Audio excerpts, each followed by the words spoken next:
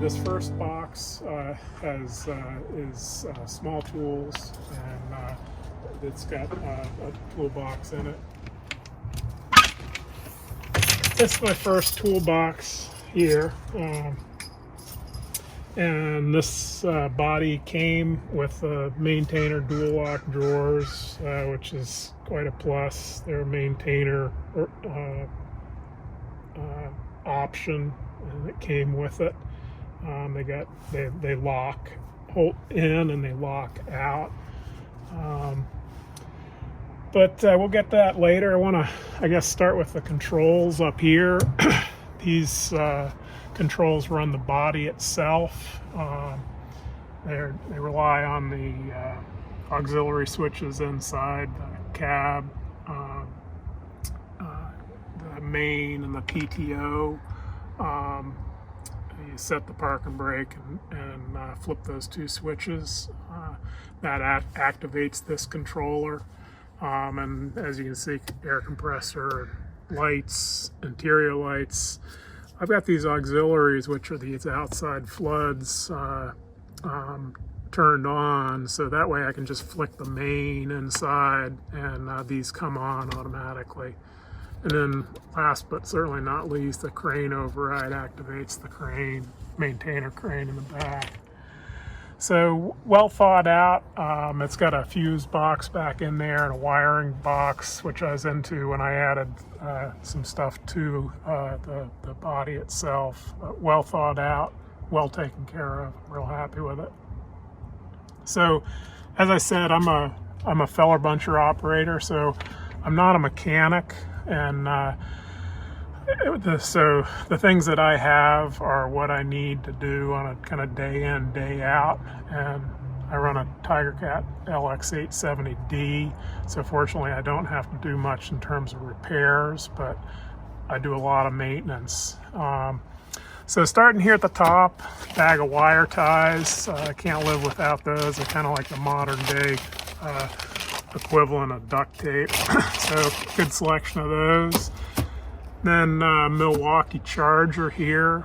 That's hardwired into the truck system, so I can plug batteries in there, and whether the truck's running or not, they'll be charging. I've been running Milwaukee tools for a long time. I started out with cordless back when battery tools were just a figment of imagination. And I've gone to the Milwaukee M18, so once you get started on one system, you're really committed. I'm happy I am. So I got a good selection of batteries there. I got a drill index here. It's not comprehensive, but it goes to 1/2 inch, and I keep it up to date. You know, you're always breaking them, it seems like, but I've got a larger set at home. Then got some spare parts here. I've got a bag of plastic bags here for small parts or new parts to keep them clean and dry. Again, we're in the Pacific Northwest, so dry is pretty important. This is a box of odds and ends of springs that I either bought doubles or, you know, have found, or something come out of a broken component. Those are pretty useful. Then these little boxes here are actually, I think they're Planos, and I get them at Walmart. They're super good boxes. They're waterproof, and this one here, as it says, is saw parts. Because I do have a chainsaw, a small one, but and pens and keys. Then down at the bottom, a box of easy outs and left-handed bits. You can't really live without them. What I try to do is kind of keep everything as organized as best as I can. So this is power tools, drill bits, easy outs. They kind of like all, you know, hang together, and I try to keep everything boxed up as best I can so they stay clean, in good shape, and I know where they are. So then moving down here, Milwaukee tools. These are they're just awesome. I mean, like I said, I can remember when, when these first came out, it was like, I thought to myself, well, that'll never work, and we just can't live without them now. They're just awesome. 1/2-inch impact, as you can tell, it's done a lot of work. It really does everything I need. Again, I'm not a mechanic. I'm an operator, and I've got some I've got big tools in case you need it. This 1/2-inch drive it's just incredible how powerful it is, even though it's old now. So that really works for everything I need it to do. I've got a little 1/4-inch impact, which is handy for lighter stuff. I got some bits in the next box, you'll see too. Drill motor. This is my 3/8 M18 again, but 3/8 drive, right angle impact. It's a great tool. It's not, it's obviously not all that powerful, but for running stuff out and running stuff in, it's really handy. It's small, even with the battery on the tail end here, so it can get into good places. I actually use that the most, and what I bought it for was changing teeth on the buncher. Once they're broken out and loose, I can run the bolts out and run them back in prior to torquing, and it's really handy. It fits in there. I've got an adapter from 3/8 to 1/2 for the 1 1/16 it takes, and it works slick. Then a little grinder back in the back. I've got a hole here. I might get they've got a Milwaukee light now. I kind of like the looks of. I haven't gotten it yet, but as you can tell, I'm thinking about it. This might be a good place to talk about this stuff, because this stuff is just the bomb. It's they call it Kaizen Foam. I got it online after seeing it online, and I don't know if it shows up, but the stuff is in layers, and so you just put a tool on it, you draw an outline around it, and then you make a deep cut, and then you can kind of reach in there and dig the stuff out and go deeper or shallower as you need to. And you can see, that's what I did. It's really quick. It just takes a second to kind of get the hang of it. It works really well. And for stuff like this, it just keeps everything in place. It's there. If you've left it on the tailgate, so I just really like it. I got it from an outfit online called FastCap, and they're great. They're close. It's good service. I got a pen to go with it and a knife that is kind of designed for it. It's well worth it. This stuff is cheap and works great, so I recommend it. So then we're moving on to tools, and again, it's like, I'm not a mechanic,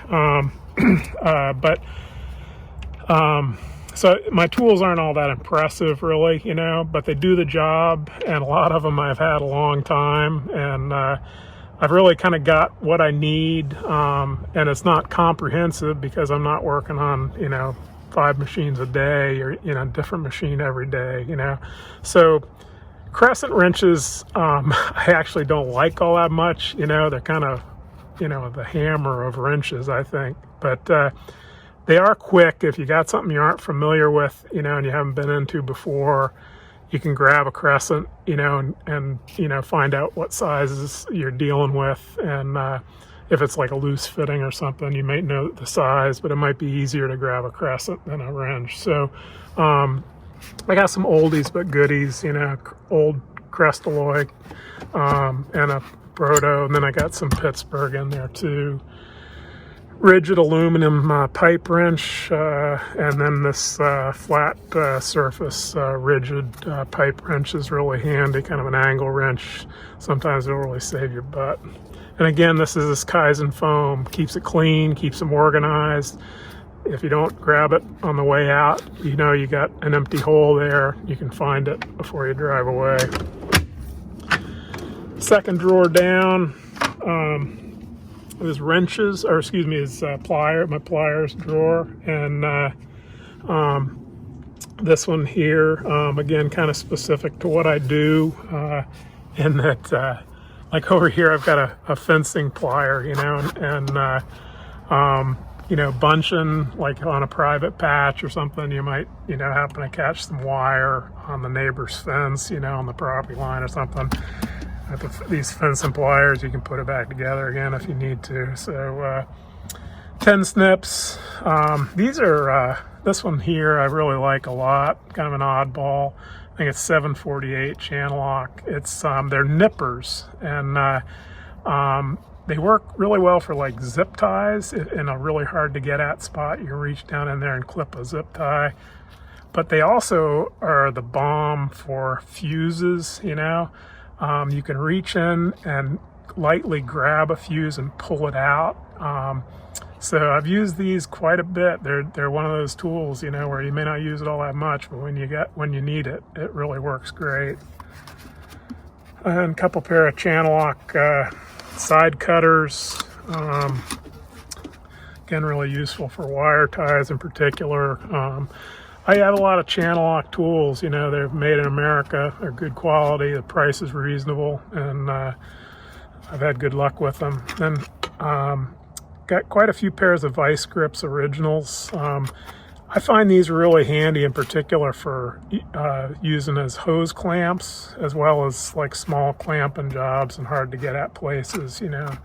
And then moving on, these are kind of cutters here, and these are more pliers. This is a set of Nipex Matco. They're big boy pliers. Anybody that's used these Nipex pliers, I think, will tell you that they are just the bomb, man. They're unbelievable grip. They're comfortable, and that's a big set. I don't use them very much, but when you need them, again, just like any tool, when you need it, it's there, and that's the bomb. And then this small set of Nipex, I think they call these Cobras. Again, this is completely replaced, you know, the old channel lock plier for me. It's just the ergonomics of it and the grip and the push button change there. It's just a super nice, well-designed plier, really comfortable with these grips. And then big set of needle nose, can't live without them. These duck bills, again, channel locks, super nice plier for the, you know, the specific stuff. Some of those spring type clamps in particular, electrical work, just really nice, comfortable to use. Then I got a small set of channel locks, needle nose. These are actually getting pretty tired, but they sure should, because they're like, you know, they're like probably close to 40 years old. Man, I've had them a long time. So then a couple big sets of vice grips, both alligator style and the standard, you know, with a pipe grip. And, super nice. I think the originals are the best still. And moving on here, this third drawer down, screwdrivers. These are Matco, and I got these, like I said, I think earlier, I buy a lot of my tools used, and this is a hell of a buy because they're spendy, you know, but I actually am not all that happy with them. You can see they've kind of, the finish is, they've kind of picked up rust. They are comfortable, but I don't think I'd buy these soft grip again. But you know, they would certainly work well, and the small set has been very useful for electrical work. I use those, I think, a lot more than the larger and the Phillips. And then in the flats, it's flats on this side, Phillips on this side. Got the stubbies at the back, a couple sizes of the smalls, and then, as you can see, a couple snappies in here. You know, this I actually found on a truck road. And that's a great screwdriver. It's kind of funny too, because I used to keep this in my grease gun box, and use it for cleaning out around Zerks. And you know, I actually lost a green-handled snappy when I was using it to clean out zerks, and so it's lying on a truck road somewhere towards Mapleton when I was fighting a fire, and so hopefully somebody will find that one and put it to good use too. So this one's filling in the box for me, and a big snappy too. I think these are the best screwdrivers out there, really. The hard handles, it's the old style, triangular. That one's a square. But yeah, again, this Kaizen Foam. You can see how these drawers lock out. So if you're on an incline, they aren't always sliding back in. And they also lock in, so they aren't rolling out when you're traveling down the road. So drawer number 4. This is hex tools or Allen tools. And those are kind of a bane of, I think, they're kind of a necessary evil.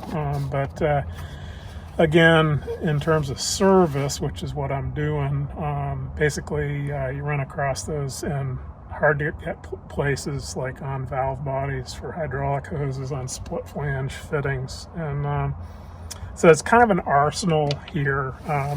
These are Vim tools, which I've had really good luck with. Apparently they make a lot of tools for Cornwall. So I've got these are deep in standard and ball, and this is standard, and then this other box here is metric, again in standard or straight, and then in ball. And those have worked well. They're a good price, and they've held up well. They're made in Taiwan, I think, but actually Taiwan makes some pretty good tools. I think it's you just have to be careful what you get. Then Bondus, I think these are the best, in my experience, best Allen wrenches. And I've got, these are the standard or SAE in the short, and then the standard in the long. And same thing, metric long, metric short. A couple of oddballs down in there that for those specific stuff. There's a set of torque in a set. These are really good for like joystick handles, I've found. They're all right there, and they give you everything you need, as well as some leverage. I've got another set in another box coming up, but this is a good one to grab if you got an electrical problem in your joysticks. Then over here, these are just it's kind of a grab mixed bag of small keys and hex drivers, small bits, a tiny set of sockets set up. You can run them on a drill motor. This is something here I've been really happy with. I don't use it much again, but when I need it, it's good. This is a USAG, and it's a tiny little ratchet that's a pass-through design. So as you can see that, like, the ratchet accepts a bit, and so it can slide through. So you can get into a place that's like, literally 3/4 of an inch deep. And I'm sure a lot of you guys have been in places like that on valve bodies, taking off a split flange. It's definitely nice. It's a really nice tool. Costs a lot, but just like anything else, when you need it, it's nice to have. Doesn't really matter what it costs. Yeah, so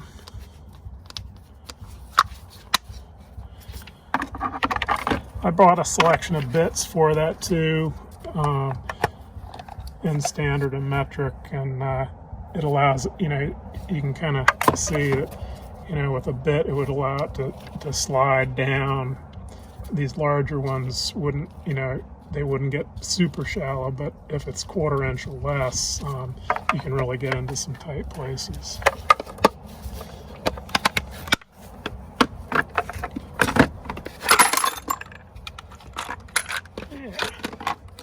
And that sometimes happens.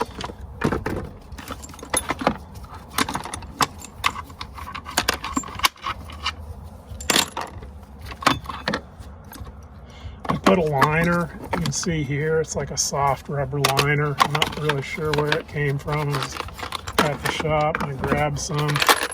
It works really well. It kind of keeps stuff from sliding around even when it's in the box.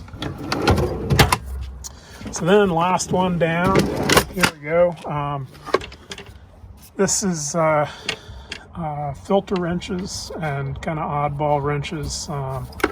This big one here is for hydraulic filters on a Tiger Cat, which anybody that's done them knows they have to be pretty tight, or you'll get a little seepage on them. And this is a tool, again, I've had that probably 35 years or better. It's kind of worn out. You can see I've torqued her on it, so I'm going to try to replace it, but I don't think, I'm not sure that the original manufacturer still makes it. But that's a good one. It's, you wrap it up there, and it's really, it gives you really super clearance for some filters. I bought this when this one was going gunny bag on me, and I just don't like it as much. It was really expensive. It seemed like good design, but it's kind of ungainly, and the strap's too stiff. But it does work. I used it last week, actually. A couple channel lock little guys. A Scribner jug lid opener. Down the bottom there's a seal puller. It's an old fuel filter puller off another Ford pickup. And then over here, I like that this is the bottom drawer rather than the top drawer. I always think that you're in trouble when you grab for a hammer when you're working on something. Sometimes you need it, but it shouldn't be the first thing. This is just kind of a selection of them. Rubber mallet, Trooper brass hammer. I really like that. It's got some heft, nice tool. Then this is an old ball peen. I think that's the third handle I put on that, so it's almost as old as I am. That's a nice tool. And then down here, Trusty Cook. I really recommend these. That's what they build. Trusty Cook builds these hammers, and they build them for all the expensive boys like Snappy. And you can buy it right from them. They're good people, and it's a really nice hammer. I've got a big one too. I bought a set of this and a bigger one. And dead blow, can't beat it. Gotta have them sometimes. And so yeah, last drawer there. So then I do have a kind of, just a plain Jane, I think that's a 5-pound sledge there for tapping on stuff. Blue tarp, again, Pacific Northwest, and you gotta lie down in the mud, but you can't really bring yourself to lie actually in the mud. So then at the very bottom, slipping in, this is a fairly recent acquisition I bought from a fella. His dad has passed away, and put his tools up for sale. They're Proto deep well 3/4 drive impacts. I think they run to 2.5. Just beautiful tools. A lot of them I think are brand new. And I got a hell of a buy on them. And he was happy too. He said his dad was going to be happy that I was putting them to use for him. And then these I think are actually, a lot of these are Pittsburgh, but there's some oddballs, some square drive, and some adapters. 3/4 to inch and inch to 3/4, and extensions 3/4 and stuff. So 3/4 stuff. And I do have a piece of plywood down there just setting in the bottom so that it keeps these from moving around. A lot of you guys know, I mean, we drive on some pretty rough roads, these main lines and rock spurs. I try to take it easy, but if you keep stuff from moving around, it just makes it better for everything. So all these all these compartments came with inside lights. You can turn them on. I don't use them all that much really, because generally if I'm working at night, doing maintenance or something, I've got a headlamp on, but and it wouldn't show up right now, but it's another thing about a maintainer body. You got these interior lights. You just hit the switch and light them up. So it's just a hell of a body. I feel fortunate to have it. And so anyhow, that's my first box. So yeah, thanks for watching.